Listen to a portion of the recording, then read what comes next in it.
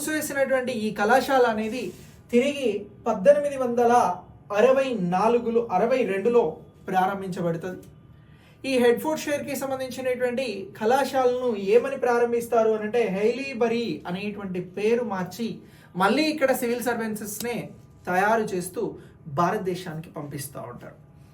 ఈ హెయిలీబరీ అనేటువంటి కళాశాల ఇంగ్లాండ్లో 1942లో దీనికి సంబంధించి పేరు మార్చడం జరిగింది.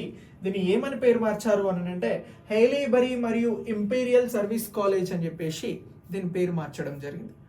ఇలా ఈ హెయిలీబరీకి సంబంధించి ఇది ఇంపీరియల్ సర్వీస్ కాలేజ్గా పేరు మార్చబడింది. ఇది భారతదేశానికి సివిల్ సర్వీసెస్ ఉద్యోగులని అందించింది అనేటువంటి అంశాన్ని మనం గుర్తుంచుకోవాలి.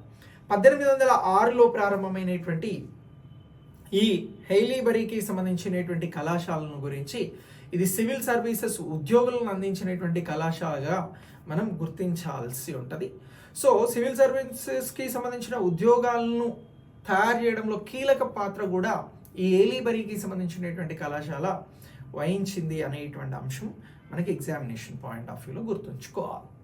సో ఇలా భారతదేశానికి సివిల్ సర్వీసెస్ ఉద్యోగులు రావడంలో బ్రిటన్ నుంచి హెయిలీబరీ అనేటువంటిది అత్యంత కీలకం.